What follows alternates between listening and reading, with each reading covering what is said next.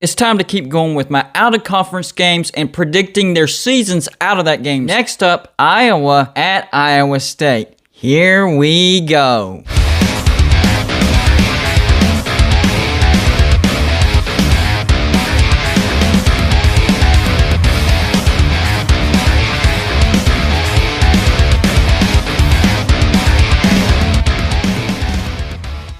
Hey, what's going on, everybody? It's me again, Golden Blue Dude. Hey, if you haven't already, go ahead and hit that like and subscribe button. I do college football videos every single day. That's what I do. Don't forget, guys, Golden Blue Dude does have a sponsor. It's called Tri-State Wood Sketch, and you can find them on the internet at www.tristatewoodsketch.com. He does amazing work. He can do any shape or size. All you have to do is send him the picture that you want on there. And if you mention that Golden Blue Dude sent you, he'll take 20% off. A lot of sports YouTube channels right now are doing their season predictions just like I am, but I'm doing a little bit of a twist on it. I'm taking out-of-conference games, predicting those games, and then predicting the seasons of the teams in those games. I've already done several games. Today, it's going to be Iowa at Iowa State. This is going to be a good one, guys. First up, we will start off with Iowa. Last year, they finished 6-2, 7th in the Big Ten West. I've seen a couple of preseason rankings for this team. I've seen anywhere from 16th to 27th. I think it's fair to say that Iowa is a top 25 team. Let's look at their offense first. Last year, they averaged 31.8 points per game. That's 40th. It's not terrible. And they averaged 368.6 yards per game. Now, they do have some key losses, especially at the wide receiver position. Wide receiver Brandon Smith and wide receiver Emer Smith-Marset.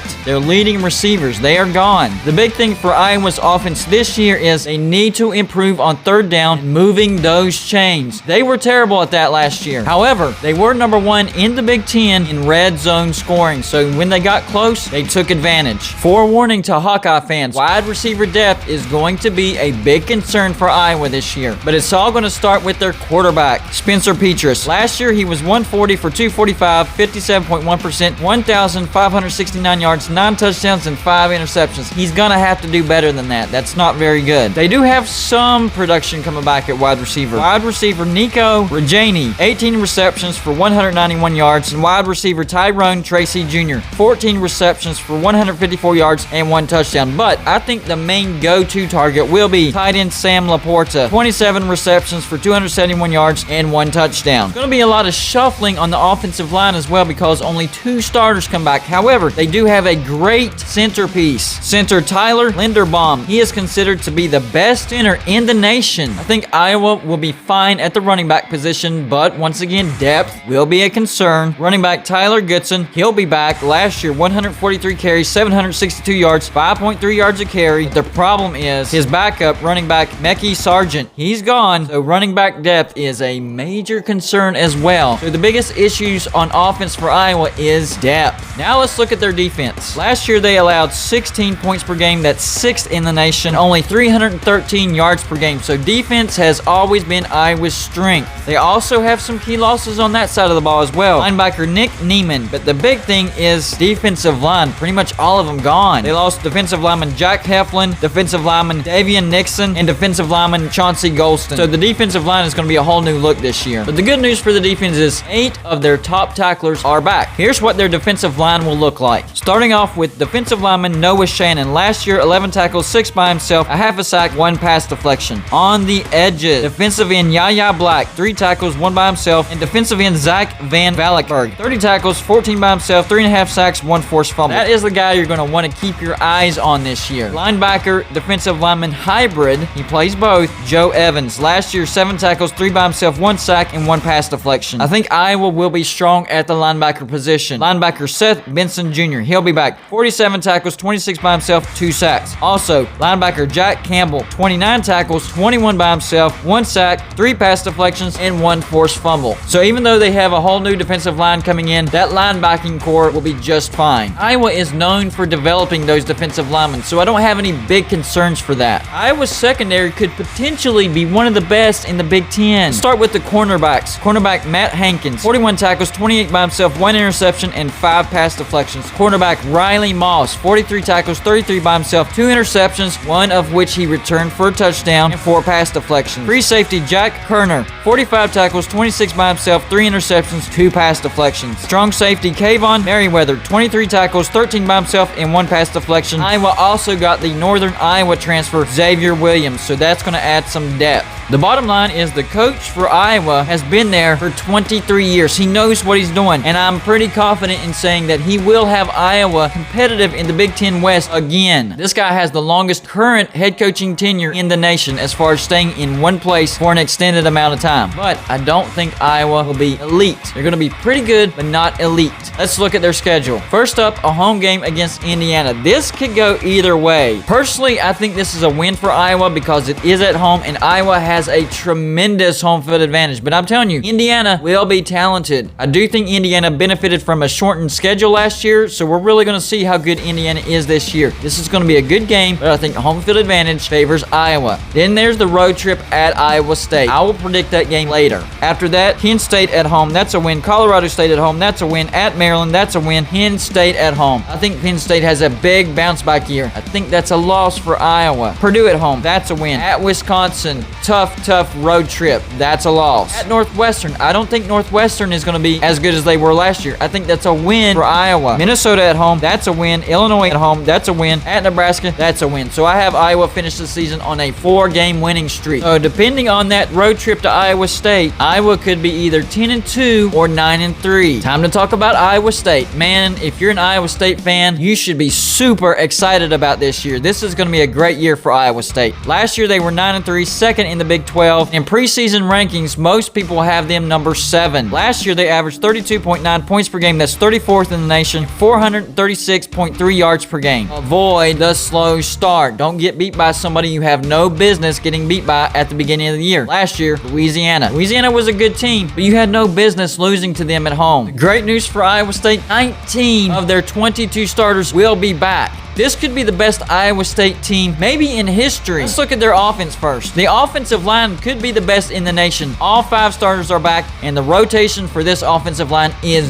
deep. Very experienced. It all starts with the quarterback Brock Purdy. Last year, 243 for 365. That's 66.6%. Threw for 2,750 yards, 19 touchdowns, and 9 interceptions. Dual threat quarterback, people forget. 87 carries for 382 yards, 4.4 yards a carry, and 5 touchdowns. Iowa State has a great running game. Brock Purdy, then their running back, Breece Hall. Last year, 279 carries for 1,572 yards, 5.6 yards a carry, 21 touchdowns. He also has a competent backup in Jarrell Brock. 13 carries, 46 yards, and 3.5 yards a carry. So depth is not a concern at the running back position. Let's look at the passing game. Iowa State is filthy deep at the tight end position. Tight end Charlie Kohler, 44 receptions for 591 yards, 7 touchdowns. Tight end Chase Allen, 19 receptions, 236 yards, and 2 touchdowns. Then they have what they call the F position. This is the position where they could be a fullback or a catching tight end or a passing tight end. All 3 of those criteria fit into the F position. In the F position, they have Jared Russ and Dylan Soner. Dylan had 18 receptions for 205 yards. Now let's look at the wide receivers. Wide receiver Xavier Hutchinson, 64 receptions for 771 yards, 4 touchdowns. And wide receiver Tariq Milton, 15 receptions for 102 yards. They have really good depth at the wide receiver as well, with wide receiver Sean Shaw and wide receiver Joe Skates. It's going to be close between Oklahoma and Iowa State as far as who's going to have the best offense in the Big 12. Iowa State is going to be absolutely filthy on offense. Now let's look at their defense. They do have one key loss, and that's their defensive lineman, Jaquan Bailey. He's off to the NFL, and he is Iowa State's all-time sack leader. So that's going to sting just a bit, but trust me, they have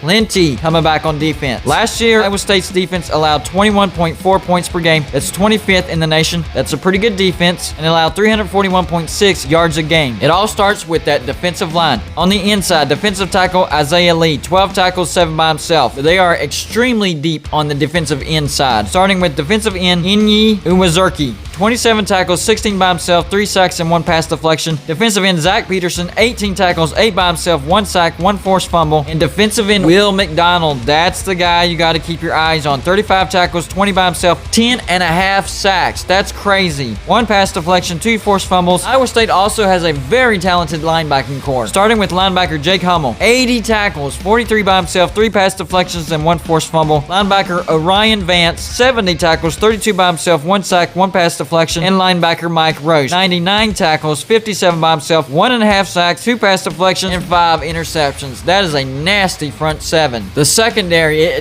the news just gets better for Iowa State talking about the secondary. Starting with the cornerbacks. Cornerback Anthony Johnson Jr., 42 tackles, 22 by himself, 5 pass deflections. Quarterback Tavon Kyle, 28 tackles, 20 by himself, 1 interception, 6 pass deflections. Quarterback Datron Young, 30 tackles, 20 by himself, and 2 pass deflections. You talk about deep. The safety position is super deep. Starting with strong safety Greg Eisworth, 49 tackles, 31 by himself, 1 interception, and 4 pass deflections. Free safety Lawrence White, 64 tackles, 40 by himself, 1 interception, and 2 pass deflections. And the rest of these guys that I'm going to talk about can either play safety or linebacker or those special positions that they talk about. Mike linebacker, star, bandit, all those weird names they come up with. Safety Aishim Young, 54 tackles, 33 by himself, 1 interception, 3 pass deflections, and 3 forced fumbles. Safety Him Manny King, 8 tackles, 4 by himself, and 1 pass deflection. Safety DJ Miller, 7 tackles, 5 by himself, 1 forced fumble, and 1 pass deflection. Safety TJ Tampa, 5 tackles, 3 by himself, and safety Mason Chambers, 4 tackles, 3 by himself. So they are just, this team is super deep and super talented. Iowa State is in for a very special season in 2021. Let's look at Iowa State's 2021 football schedule. They start off the season with a home game against Northern Iowa. That's a win. The home game against Iowa, I will predict that here in just a second. At UNLV, easy win. At Baylor, easy win. Kansas, easy win. Then they get their bye week. At Kansas State, that'll be a tough win, but I think they get the win. Oklahoma State, win. At West Virginia, that's going to be a really, really good game. I think Iowa State escapes with a close win over West Virginia. Texas at home, that's a win. At Texas Tech, that's a tricky spot because it's right before the road trip to Norman. But I think Iowa State will be mentally tough and they escape Lubbock with the win as well. Then the road trip to Oklahoma. If this game was at Iowa State, I would give the win to Iowa State, but it's in Norman. Oklahoma is the favorite to win the Big 12. I think this is a game for the ages. I think this is a game between 2 undefeated teams. Oops, I gave it away. I don't really care that I gave that away. I think this is going to be a great game. 2 undefeated Big 12 teams battling it out in Norman. Unfortunately for Iowa State, I think they lose this game on the road. Great game, but it is a loss. And finally, a home game against TCU. That's a win. The good news for Iowa State fans is you will get a second chance to play Oklahoma in the Big 12 championship. Now for the Iowa at Iowa State actual game prediction. This is going to be a good game. It's going to be Iowa's defense versus Iowa State's offense. But Iowa State's going to have a legitimate defense as well. I think that's going to be the story of this game. Honestly, this is a rivalry, and Iowa is going to be a good team. But this game could get ugly. I have Iowa State winning very comfortably against the Hawkeyes. My final score prediction on this game is Iowa State 38 and Iowa 20. Iowa State's depth will be the difference in this game. Iowa State will wear out Iowa in the 3rd and 4th quarters, and that's when they'll pull away and win comfortably. I have Iowa going 9-3 in 2021. That's a pretty good record still. And then for Iowa State, I have them going 11-1, going to the Big 12 championship, and if they can beat Oklahoma, I think Iowa State is a playoff team this year. That's all I got for you for this show. Like and subscribe if you haven't already,